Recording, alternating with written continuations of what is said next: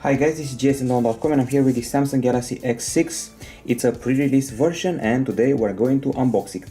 This product was announced on March 1st at the Mobile World Congress 2015. We were there at the conference and we saw the device firsthand.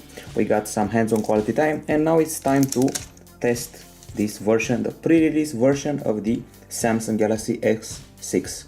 It's a flagship, it's the Samsung flagship for 2015, and right here we're doing an unboxing of the device. As you can see, the box is pretty compact, it's rectangular, and its format reminds me of the boxes of the Samsung Galaxy A devices. These days you can find the handset for pre-order on a lot of websites. It should debut in Europe on April 10th, and the starting price is around 699 euros. Okay, so there's a bit of a design change from the S5. We got glass at the back, glass at the front with Gorilla Glass for protection, and inside the box we find this little extra box that includes a quick start guide showing you how to press the buttons and how to insert the nano SIM card. Then we got this little bag of stickers, and then we got the USB cable. Then comes the charger that's labeled adaptive fast charging, and then we got this little key that allows us to access the nano SIM tray, and finally the slightly controversial headphones. I say controversial because they were blamed for resembling the Apple AirPods a bit too much, so let's check them out, see that that's true or not. They come with these little extra plugs for various ear sizes, and that's the shape that caused all the fuss. People claim it resembles AirPods quite a lot. Well, the texture is different and the format is different because of the way it curves into the user's ear. Anyway, they feel pretty sturdy, the wire is pretty thin, and the remote doesn't seem very changed from the previous version. So that's what you find inside the box. 99% of this experience will be available in the full retail version. This is the pre-release version, and now let's turn on the flagship. It may have glass at the front and glass at the back, but the sides and frame are made of metal. Actually, if you look at it from the bottom, it resembles an iPhone 6 clearly. So initial setup right here at gsndom.com.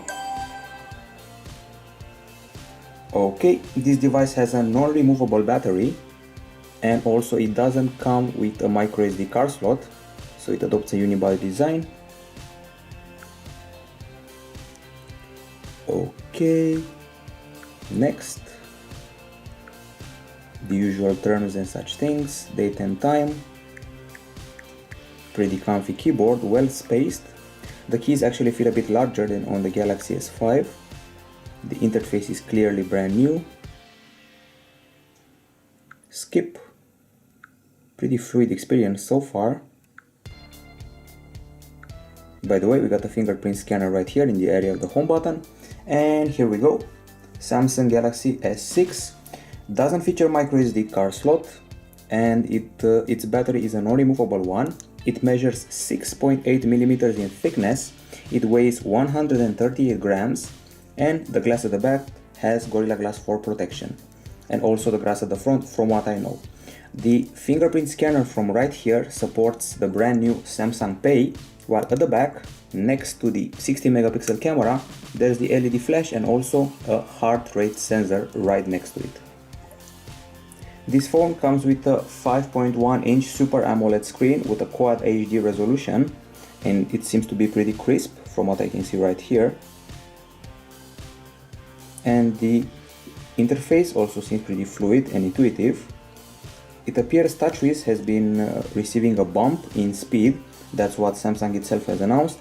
We're obviously running Lollipop, Android 5.0.2 Lollipop, which means, among others, that we get this cool area that includes both notifications and quick settings.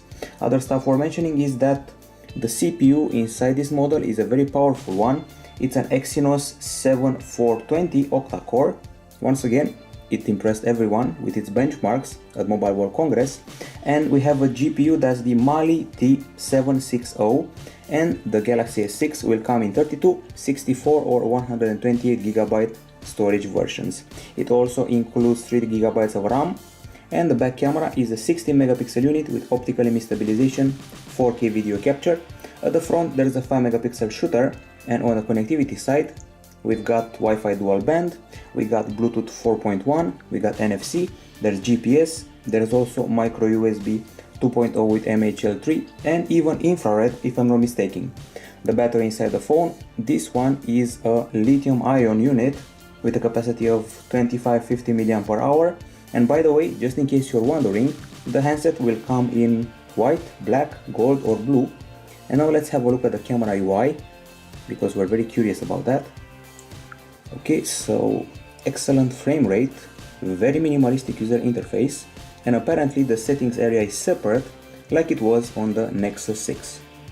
Picture size, video size, you can film in UHD or QHD, tracking autofocus, video stabilization, review pictures and more. Then we got the modes that show up with transparency, auto, pro, selective focus, panorama, slow motion, fast motion, virtual shot and more to download. Pretty fluid zoom and incredible quality as far as I can tell. Some more options here, we got a bunch of effects here, HDR auto, on and off for the flash and the timer. And that's about all we can show right now. This is just the unboxing, let's not make it a review. This is the Samsung Galaxy S6, everybody has been waiting for it. It's up for pre-order right now, it's coming in April. And here at gsmknown.com we're preparing a detailed review of the phone. So far so good, this glass surface is not slippery, the phone feels pretty compact. I like its keyboard because it's also pretty compact and has a few bigger than usual keys. These are the initial experiences, we'll be back with more in a full review soon. Bye bye!